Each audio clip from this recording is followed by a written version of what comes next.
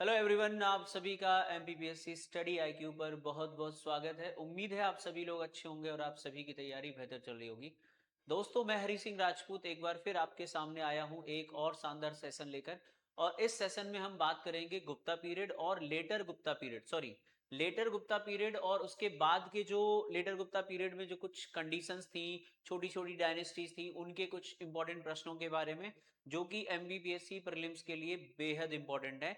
तो आइए मैं आपको बताता हूं कि हम लोग इसमें क्या क्या कवर करने वाले हैं। सबसे पहले आपको बता दूं, इसमें कुछ इंपॉर्टेंट क्वेश्चंस रहेंगे, लाइक एक तरीके से आर्ट एंड कल्चर का पार्ट आप बोल सकते हैं, कुछ किताबें होंगी, मंदिर होंगे, वगैरह वगैरह। और लेटर गुप्ता पीरियड तो इसमें रहेगा ही रहेगा। सो आपको ये सीरीज काफी पसंद आ रही है और मुझे अच्छा लग रहा है कि जो मेहनत हम कर रहे हैं उस पर आप लोगों का रिस्पॉन्स मिल रहा है, लेकिन थोड़ा और मिलना चाहिए था, उम्मीद से कम मिल रहा है। मगर कोई बात नहीं, क्योंकि आप ही हैं सब कुछ। हमारा एक बैच है जो कि 24 मार्च से स्टार्ट हो रहा है। उस बैच का नाम है आरंभ 22 बैच। अगर अभी आपने एमपीपीएससी की तैयारी की शुरुआत नहीं की है और अगर आपको समझ में नहीं आ रहा है कि तैयारी की शुरुआत कहां से करें, कैसे करें, पहले कौन सा सब्जेक्ट पढ़ें, क्या करना चाहिए, कैसे करना चाहिए, तो इन सभी सवालों का जवाब आपको मिल जाएगा इस बैच में। मध्य प्रदेश पीसीएस आरंभ 22 लाइव फाउंडेशन बैच है। प्री से लेकर इंटरव्यू तक की पूरी तैयारी इसमें आपकी होगी। हमारा गोल्ड प्लान है 11,999 रुपए का, हमारा प्लैटिनम प्लान है 18,999 रुपए का। अगर आप इसमें मैक्सिमम डिस्काउंट चाहते हैं तो आप हमारा कोड यूज कर सकते हैं, हरी लाइव। हरी लाइव कोड यूज करने पर आपको मैक्सिमम डिस्काउंट मिलेगा। और 24 मार्च से इस बैच की शुरुआत हो रही है, तो आपके पास एक सुनहरा और अच्छा मौका है स्टडी आईक्यू के साथ जुड़ने का। अब साथियों, क्योंकि इस बीबीडी में से कुछ क्वेश्चंस मैं ऑलरेडी आप लोगों को करवा चुका हूं जो बहुत इंपॉर्टेंट थे, और इसका एक पार्ट 2 लेकर मैं इसलिए आया हूं क्योंकि ये बहुत इंपॉर्टेंट था, इसलिए जरूरी था कि इसके बाकी के क्वेश्चंस भी कवर किए जाए। तो आइए 26 क्वेश्चन से हम लोग आगे बढ़ते हैं। हमारा 26 ये वाला क्वेश्चन हो गया था कि हर्षवर्धन के अग्रगमन को किसने रोका था, या उसके दक्षिण अभियान को, तो वो थे पुलकेशन द्वितीय, चालुक्य वंश के महान शासक, और ये हम लोग पढ़ चुके थे। हमारा आज का पहला प्रश्न है, गुप्तोत्तर युग यानी लेटर गुप्ता पीरियड की बात हो रही है। गुप्तोत्तर युग में प्रमुख व्यापारिक केंद्र क्या था, ये आपको बताना है। कि लेटर गुप्ता पीरियड का फेमस ट्रेड सेंटर क्या था। क्या वो कन्नौज था, क्या वो उज्जैन था, क्या वो धार था, क्या वो देवगिरी था। तो इसके लिए बेहद जरूरी है, आपको पता होना चाहिए कि लेटर गुप्ता पीरियड में राजनीति का केंद्र हो, राजनीति का केंद्र, चाहे शक्ति का केंद्र हो और चाहे व्यापार का केंद्र हो, इन सभी का केंद्र बनकर उभरा था। व्यापार का केंद्र हो, इन सभी का सेंटर बनकर उभरा था, जिसका नाम था क्या, कन्नौज। इसीलिए आपने पढ़ा होगा कि कन्नौज को लेकर भारत की 3 शक्तियों के बीच में त्रिपक्षीय संघर्ष चला। एक थे हमारे पूर्व से पाल यानी बंगाल से पाल, मध्य भारत से कौन थे, प्रतिहार, और दक्षिण भारत से कौन थे, जिन्हें हम बोलते हैं राष्ट्रकूट।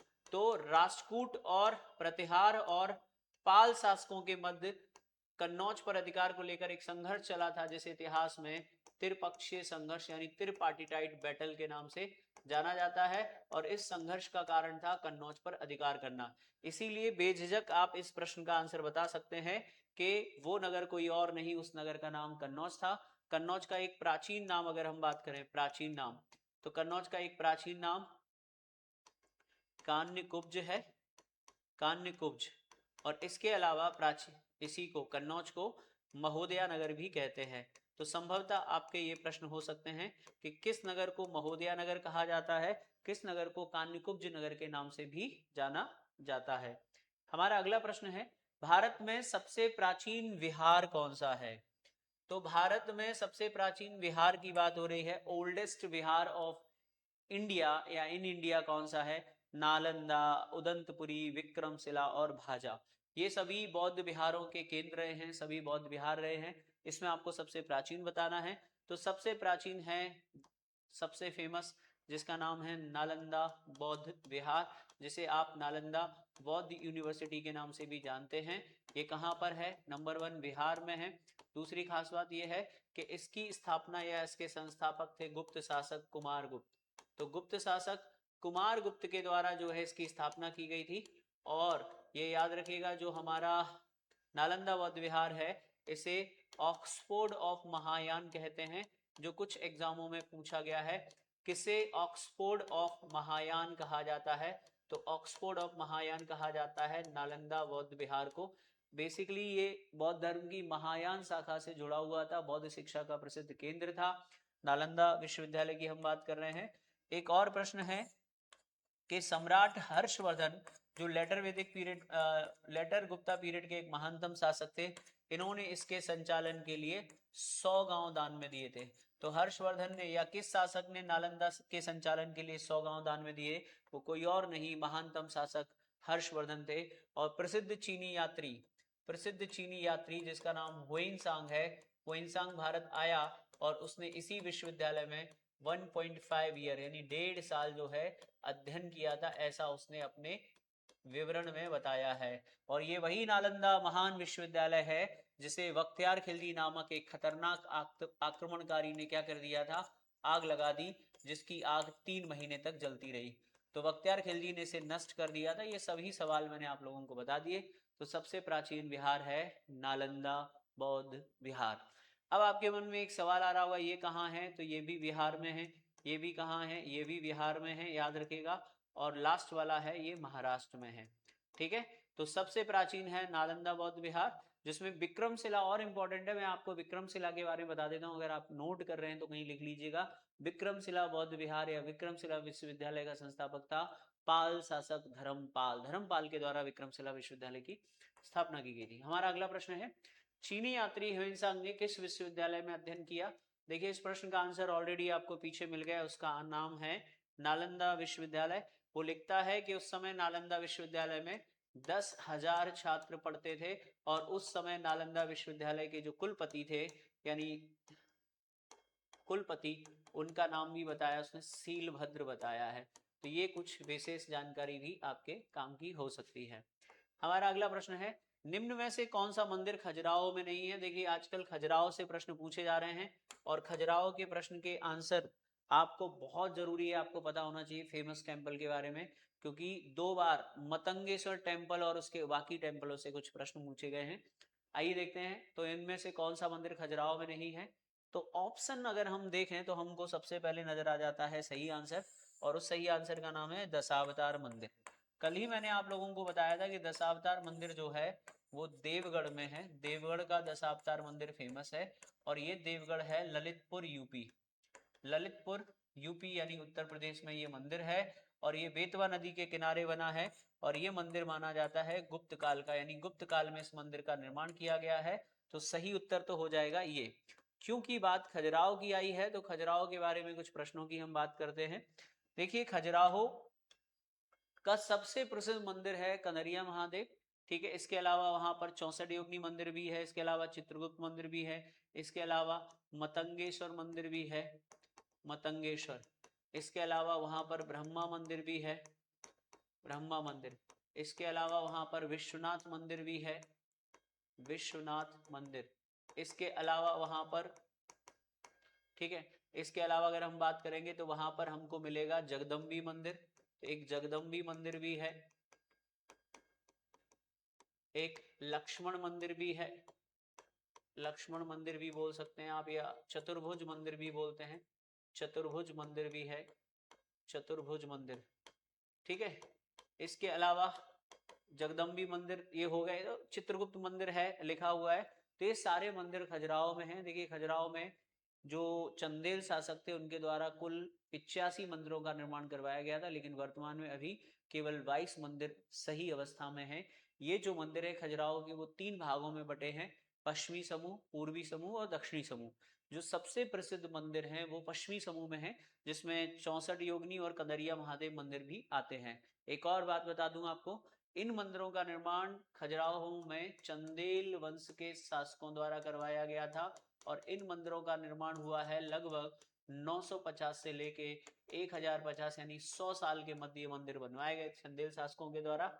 एक और इंटरेस्टिंग क्वेश्चन है कि खजुराहो के जो मंदिर हैं या अभिलेख हैं चंदेल शासकों के, वो अभिलेख किस शब्द से शुरू होते हैं? तो याद रखिएगा, प्रत्येक अभिलेख खजुराहो के मंदिरों में जो लिखे हुए हैं या चंदेल शासकों के हैं वो ओम नमः शिवाय से शुरू होते हैं। ओम नमः शिवाय, याद रखना एग्जाम में मिलेगा, ओम नमः शिवाय से शुरू होते हैं। निम्नलिखित में से किसका शिखर द्रविड़ शैली में बना है? ये भी एक अच्छा क्वेश्चन है। वो कौन सा ऐसा मंदिर है जिसका शिखर द्रविड़ शैली में बना हुआ है? देखिए ये मंदिर अपने आप में खास हो जाता है क्योंकि ये मंदिर हमारे यहाँ है और हम कहाँ हैं, तो आपको बता देते हैं। इस मंदिर का नाम है ग्वालियर का तेली का मंदिर। तो ग्वालियर का जो तेली का मंदिर है, इसकी विशेषता ये है, देखिए उत्तर भारत के जितने भी मंदिर हैं, उत्तर भारत में जितने भी मंदिर हैं वो बनते हैं नागर शैली में। किसमें बने हैं? मंदिर निर्माण की तीन शैली होती है, नागर शैली, द्रविड़ शैली और एक होती है बेसर शैली। लेकिन अपवाद केवल ये है ग्वालियर का तेली का मंदिर। क्यों? क्योंकि ग्वालियर का जो तेली का मंदिर है वो उत्तर भारत में तो आता है, लेकिन इसका जो शिखर है वो द्रविड़ शैली का बना है। ये मंदिर ग्वालियर किले पर है, याद रखिएगा। ये तेलंग ब्राह्मणों के लिए बनवाया गया था, ये तेली के मंदिर के नाम से प्रसिद्ध है। तो ये अपवाद है और उत्तर भारत में पाया जाता है, ठीक है, याद रखिएगा। चले आगे बढ़ते हैं। एलोरा के प्रसिद्ध शिव मंदिर का निर्माता राजपूत नरेश था। देखिए एमपीपीएससी में ये 2-3 बार आ चुका है। अगर आप पीवाईक्यू देखेंगे तो आपको मिलेगा कि ये प्रश्न हम हर साल करते हैं और इसीलिए करते हैं कि आपको इस तरह के प्रश्न करने हैं, अच्छे से तैयार करने हैं।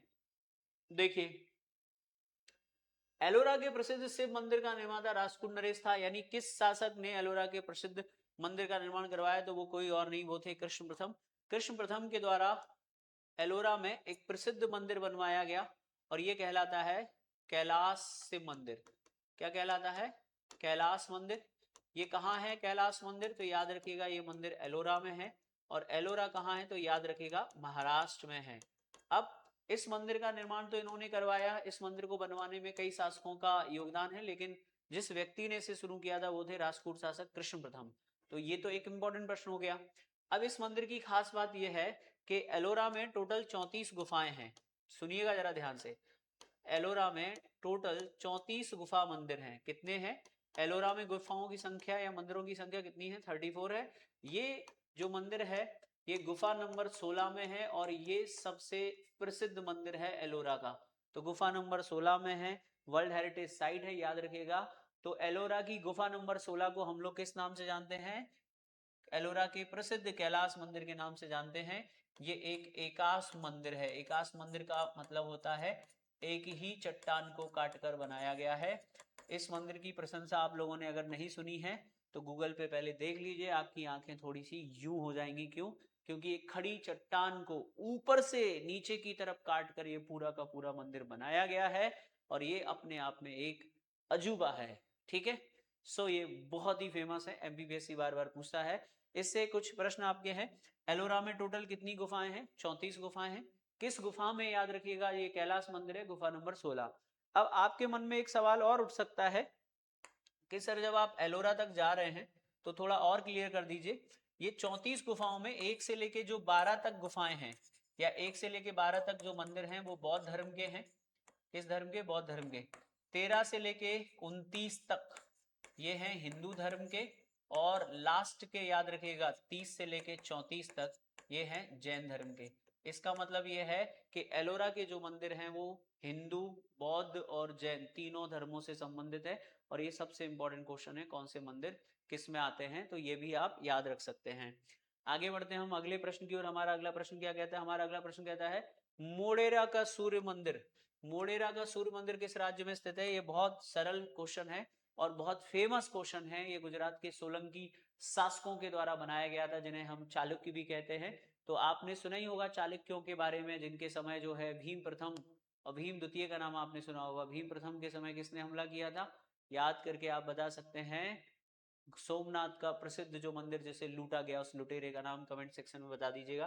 फिलहाल इस प्रश्न का आंसर देखते हैं। तो ये प्रश्न का आंसर है गुजरात और इस मंदिर का निर्माण करवाया था गुजरात के चालुक्य शासकों ने। भीम सेकंड के समय इसका निर्माण हुआ था। मोढेरा का सूर्य मंदिर गुजरात में है। हमारा अगला प्रश्न, निम्नलिखित में से किसे काला यानी काला या सैम पैगोडा, इंग्लिश में से बोलते हैं ब्लैक पैगोडा, तो किसे ब्लैक पैगोडा कहते हैं? याद रखेगा। तो ब्लैक पैगोडा या श्याम पैगोडा के नाम से जाना जाता है। तो वो है हमारा प्रसिद्ध कोणार्क का सूर्य मंदिर, जो कि उड़ीसा में है, जो कि बहुत ही विशेष है। तो कोणार्क का प्रसिद्ध सूर्य मंदिर है और मंदिरों को कहा जाता है पैगोडा। इसीलिए आपने शायद सुना होगा महाबलीपुरम के सप्तरथ मंदिरों को भी सप्त पैगोडा के नाम से जानते हैं। तो याद रखिएगा कोणार्क का सूर्य मंदिर जो है जिसे ब्लैक पैगोडा के नाम से भी जानते हैं, बहुत फेमस है कोणार्क का सूर्य मंदिर। अगला प्रश्न है लिंगराज मंदिर। लिंगराज मंदिर याद रखिएगा, लिंगराज मंदिर कहाँ अवस्थित है? तो लिंगराज मंदिर अवस्थित है, आपको बताना है, इसमें से एक ही ऑप्शन है जो उड़ीसा का है, वो है भुवनेश्वर।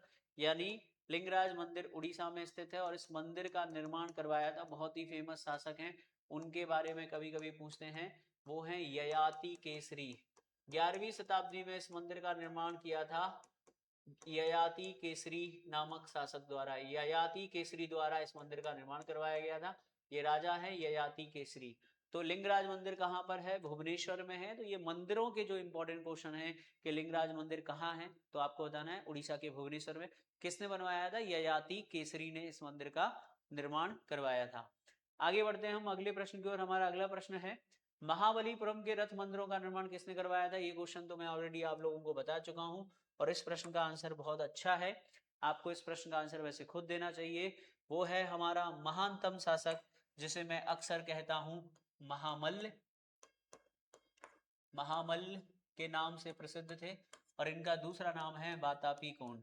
तो किस चालुक्य राजा किस पल्लव राजा को याद रखिएगा वातापी कोंड कहा जाता है? वो महानतम शासक नरसिंह वर्मन प्रथम, इनको महामल्ल कहते हैं। महामल्ल का अर्थ होता है महाबली और इन्होंने नगर बनाया एक अपने नाम से जिसे बोलते हैं महाबलीपुरम या महामल्लपुरम। इस महामल्लपुरम में इन्होंने सप्तरथ मंदिरों का निर्माण करवाया और इन सप्तरथ मंदिरों को कहा जाता है सप्त पैगोड़ा भी, जो मैं आपको बता रहा था। तो सप्त पैगोड़ा, सप्तरथ मंदिर या एकाश मंदिरों का निर्माण किसने करवाया था? पल्लव शासक। ये महान पल्लव शासक थे जिनका नाम है नरसिंह वर्मन प्रथम। ठीक है, अब एक प्रश्न और बनता है, क्योंकि इनका घर का नाम महामल्ल था, लोग इन्हें महामल्ल महामल्ल बुलाते थे, इसीलिए सारे मंदिर मामल्य शैली में बने हैं और मामल्य शैली का जनक भी कहते हैं इन्हीं को। तो मामल्य शैली के उदाहरण है और मामल्य शैली के जनक कौन है? याद रखिएगा, मामल्य शैली के जनक हैं हमारे प्रसिद्ध शासक जिनका नाम है नरसिंह वर्मन प्रथम।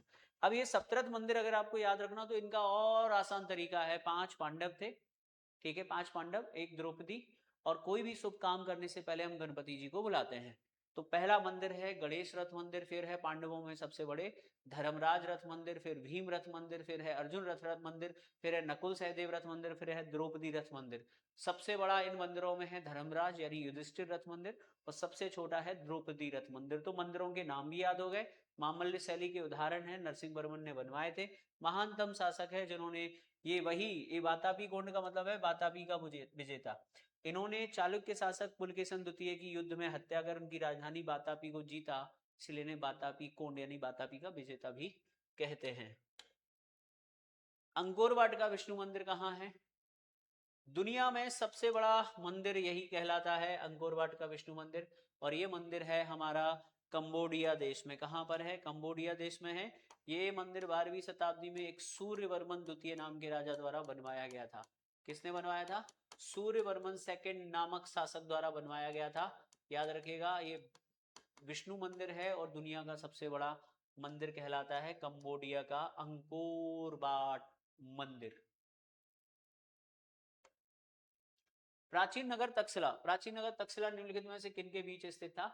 अब आप नगर तक्षशिला बताइए या तक्षशिला राज्य बताइए या तक्षशिला, हाँ तक्षशिला नगर की बात पूछी जा रही, तो इसका आंसर सीधा है सिंधु एवं झेलम।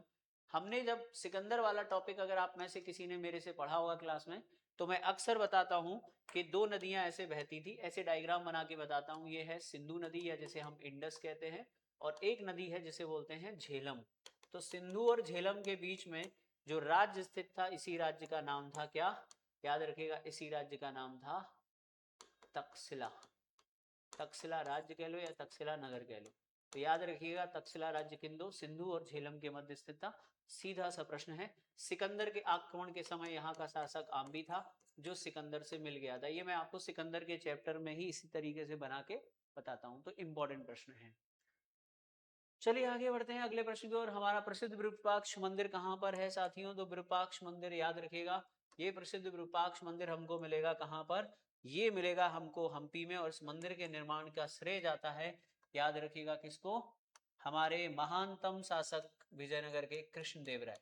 तो कृष्णदेवराय के द्वारा हजारा स्वामी, विठल स्वामी और विरूपाक्ष मंदिर का निर्माण करवाया गया था। आप इस प्रश्न को देख सकते हैं।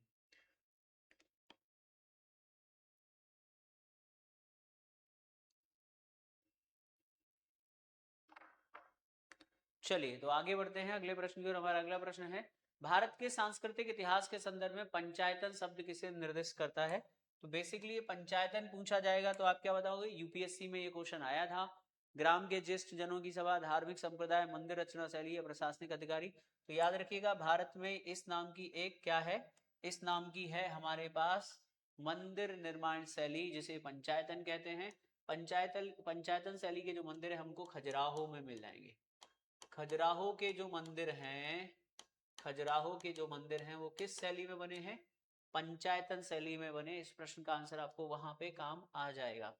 द नेक्स्ट क्वेश्चन इज कौन सा है, निम्नलिखित में से किस मंदिर परिसर में एक भारी भरकम नंदी की मूर्ति है, जिसे भारत की विशालतम नंदी मूर्ति माना जाता है? यानी भारत के सबसे बड़े नंदी बैल किस मंदिर में है? तो जो भारत का सबसे विशाल मंदिर होगा, और विशाल के लिए जो शब्द प्रयोग होता है वो है बृहदेश्वर। बृहदेश्वर मंदिर का निर्माण चोल राजा राजराज ने करवाया था, राजराज प्रथम ने करवाया था। इसीलिए उनके नाम पर इस मंदिर का एक नाम क्या है? इस मंदिर का एक नाम है राज राजेश्वर मंदिर। ये मंदिर तंजोर में है। कहाँ है? तमिलनाडु के तंजोर में है। और इस मंदिर की खास बात वही है, आपने देखा होगा यूट्यूब पर एक मंदिर के बारे में अक्सर चर्चा चलती है, इसका जो शीर्ष है, जो इसका शिखर है, वो 180 टन के करीब का है, जो उस समय कैसे रखा गया, जो आज भी आश्चर्य का विषय माना जाता है। तो ये है चोल मंदिर, बृहदेश्वर मंदिर, बहुत फेमस है ये मंदिर, याद रखिएगा। और ये मंदिर की एक और खास बात है कि इस मंदिर का जो निर्माण है वो चोल राजा राजराज ने करवाया था, जो महान शिव भक्त थे। और इसी मंदिर में भारत का सबसे बड़ा नंदी बैल भी की मूर्ति है। आदि शंकराचार्य द्वारा स्थापित चार मठ कहाँ पर है? इनके बारे में भी हम लोग पढ़ते हैं कि आदि गुरु शंकराचार्य ने भारत के 4 मठ स्थापित किए, तो वो कहाँ पर हैं? इसके लिए आपको जरूरी है कि आपको 4 मठों की जानकारी हो, तभी बता पाएंगे। श्रृंगेरी, द्वारका, जोशीमठ, प्रयाग। प्रयाग लिख दिया, गलत हो जाएगा। हाँ, जोशीमठ, द्वारका, पुरी, श्रृंगेरी। पुरी, श्रृंगेरी, द्वारका, वाराणसी। वाराणसी नहीं है, देखो कट कर दो, ये है नहीं है, ये नहीं है। अब बचा क्या? समझ में आया कि नहीं आया? जोशीमठ उत्तराखंड, द्वारका गुजरात, पुरी उड़ीसा और श्रृंगेरी कर्नाटक। तो भारत के 4 मठ 4 कोनों में आदि गुरु शंकराचार्य ने स्थापित किए थे। उत्तर भारत में उत्तराखंड में जोशी मठ है। कौन सा मठ है? जोशी मठ। दक्षिण भारत में श्रृंगेरी है। और पूर्वी भारत में याद रखिएगा क्या है? पुरी यानी उड़ीसा। और पश्चिम भारत में है जिसको बोलते हैं द्वारका।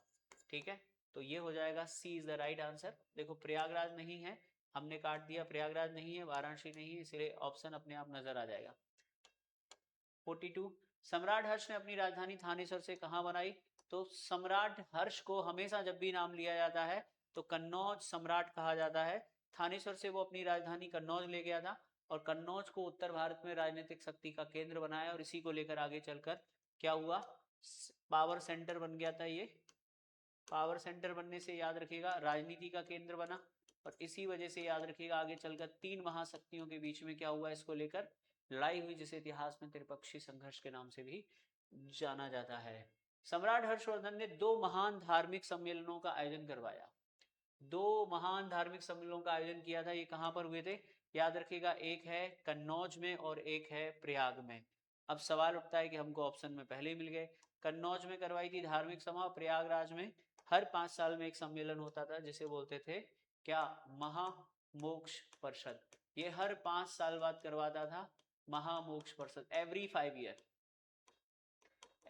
ईयर। ठीक है, तो ये हर्षवर्धन ने करवाए थे। हेनसांग ने इनके बारे में बताया क्योंकि हेनसांग ने इसमें भाग लिया था। मौखरी शासकों की राजधानी क्या थी? मौखरी, जो कि कन्नौज पे शासन करते थे पहले, और इसीलिए इनकी राजधानी कन्नौज है। हर्षवर्धन के जीजा का नाम ग्रह वर्मा था, जिसकी हत्या कर दी थी। ग्रह वर्मा हर्षवर्धन से पहले या उसके समकालीन बोल सकते हैं, जिसकी हत्या कर दी गई थी। गुप्त साम्राज्य द्वारा निम्न में से किन्हें कर रहित का मतलब है टैक्स फ्री, और याद रखिएगा टैक्स फ्री भूमि किन्हें दी गई? गुप्त शासकों द्वारा सैन्य अधिकारियों से। इसमें दो में फंसते हैं बच्चे, याद रखिएगा ब्राह्मणों को दिया जाता है दान, और दान दी गई वस्तु पर टैक्स नहीं लिया जाता, इसलिए आंसर हो जाएगा सी। याद रखिए गुप्त काल में सर्वाधिक भूमि दान दी गई है, और गुप्त काल में ब्राह्मणों को जो भूमि दी जाती थी उस पर टैक्स नहीं लिया जाता था, इसलिए टैक्स फ्री हो जाएगी। 46 का आंसर क्या होगा? परम भागवत यानी भगवान विष्णु का परम उपासक, परम भागवत की उपाधि धारण करने वाला प्रथम गुप्त शासक कौन था? देखिए इस प्रश्न को लेकर थोड़ा सा डाउट है, कुछ हिस्टोरियन अलग अलग मानते हैं, लेकिन ल्यूसेंट और कुछ किताबों में, मेरे पास भी जो किताब है उसमें आंसर चंद्रगुप्त द्वितीय है। हालांकि कुछ का मानना है कि समुद्रगुप्त ने भी पहले ये टाइटल धारण किया था, लेकिन हमारे पास जो सोर्स है और जिसमें से प्रश्न किया गया उसमें इसका आंसर चंद्रगुप्त द्वितीय है। चंद्रगुप्त द्वितीय ही परम भागवत था जिसने भगवान विष्णु के सम्मान में ये टाइटल धारण किया था। समुद्रगुप्त के प्रयाग प्रशस्ति जो अभिलेख है वाले स्तंभ पर निम्नलिखित में से किसका एक और लेख मिलता है बाद में? तो याद रखिएगा वो शासक जहांगीर है। देखिए समुद्रगुप्त के प्रयाग प्रशस्ति याद रखिएगा पे बाद में जहांगीर ने अपना एक लेख लिखवाया था, ठीक है। मूलतः ये जो अभिलेख है वो अशोक का था, अशोक के बाद समुद्रगुप्त ने अपना लिखवाया, बाद में जहांगीर ने उस पर अपना एक लेख लिखवाया था। 48 है गुप्त काल में उत्तर भारतीय व्यापार निम्नलिखित में से किस बंदरगाह से संचालित होता था? याद रखिएगा गुप्त काल से पहले जो बंदरगाह प्रसिद्ध था वो हो जाएगा, ये पूर्वी तट पर था यानी बंगाल की खाड़ी में, बंगाल में, और इसका वर्तमान नाम जानते क्या है? इसका तामलुक है, तामलुक। वर्तमान नाम क्या है? तामलुक। वहीं अगर बात करें मौर्योत्तर काल या कुषाण काल का सबसे प्रसिद्ध बंदरगाह, कुषाण काल या मौर्य काल का सबसे प्रसिद्ध बंदरगाह था ये भरूच, जो कहाँ है? गुजरात में है। लेकिन इस प्रश्न का आंसर सही क्या हो जाएगा? सही उत्तर है ताम्रलिप्ति, क्योंकि गुप्त काल में ताम्रलिप्ति ही सबसे प्रसिद्ध बंदरगाह था। 49 निम्नलिखित में से किस गुप्त शासक ने सर्वप्रथम सिक्के जारी किए? तो सबसे पहले सिक्के जारी करने वाला वो कोई और नहीं, वो था चंद्रगुप्त प्रथम, जिसने लिच्छवी की राजकुमारी कुमार देवी से विवाह किया और पहला शासक बना जिसने सिक्के जारी किए, इसीलिए ये गुप्त वंश का कहलाता है वास्तविक संस्थापक। तो गुप्त वंश का वास्तविक संस्थापक, गुप्त वंश का पहला राजा जिसने सिक्के जारी किए वो था चंद्रगुप्त प्रथम, जिसने पहली बार टाइटल धारण किया, और इसने एक संवत भी चलाया था 319 एडी में, जिसे बोलते हैं गुप्त संवत। तो गुप्त संवत किसने चलाया? चंद्रगुप्त प्रथम ने। महाराजा धीराज की उपाधि किसने धारण की? महाराजा धीराज की उपाधि भी किसने धारण की? तो याद रखिएगा वो है चंद्रगुप्त प्रथम। और आज का आखिरी सवाल है, शूद्रक द्वारा लिखी हुई प्राचीन भारतीय पुस्तक मृच्छकटिकम, मृच्छकटिकम इस बार एग्जाम में आ सकती है, PYQ है, बहुत बार पूछी गई, हो सकता है साल आए, तो सीधा सा याद रखिएगा। शूद्रक ने लिखी, एक प्रश्न का आंसर हो गया। संस्कृत भाषा में लिखी, दो प्रश्न हो गए। इसमें है क्या? तो याद रखिएगा इसमें एक व्यापारी है, धनी व्यापारी, और एक गणिका की पुत्री है, और उस व्यापारी का नाम है चारुदत्त। बेसिकली ये चारुदत्त ब्राह्मण है लेकिन इसमें व्यापार करता है, और गणिका की पुत्री का नाम है वसंत सेना, जो उज्जैन की एक गणिका यानी एक वैश्या की लड़की है। प्यार हुआ इकरार हुआ है, प्यार से फिर क्यों डरता है दिल, प्रेम कहानी है। और मृच्छकटिकम का मतलब होता है मिट्टी का खिलौना, इसीलिए कहा गया है रब जो चाहे वही बस होना है, रब जो चाहे वही बस होना है, आदमी खिलौना है। तो शूद्रक ने जो किताब लिखी मृच्छकटिकम, उसका शाब्दिक अर्थ है मिट्टी का खिलौना, और ये किताब संस्कृत भाषा में लिखी है। इसमें राजा, भ्रष्टाचार, चोर और वर्ण बदलने की जानकारी है। ये उस समय की एक प्रसिद्ध पुस्तक है, और इसमें एक धनी व्यापारी चारुदत्त जो कि ब्राह्मण है, और एक वसंत सेना नाम की एक नर्तकी है, उसकी प्रेम कहानी मिलती है। उम्मीद है आप लोगों को ये क्वेश्चन अच्छे लगे होंगे। कल फिर मिलेंगे नेक्स्ट वीडियो में, और याद रखिएगा संडे को मेरी मैराथन क्लास है एंशिएंट और मिडिवल की कंप्लीट यूनिट 1। जय हिंद, थैंक यू।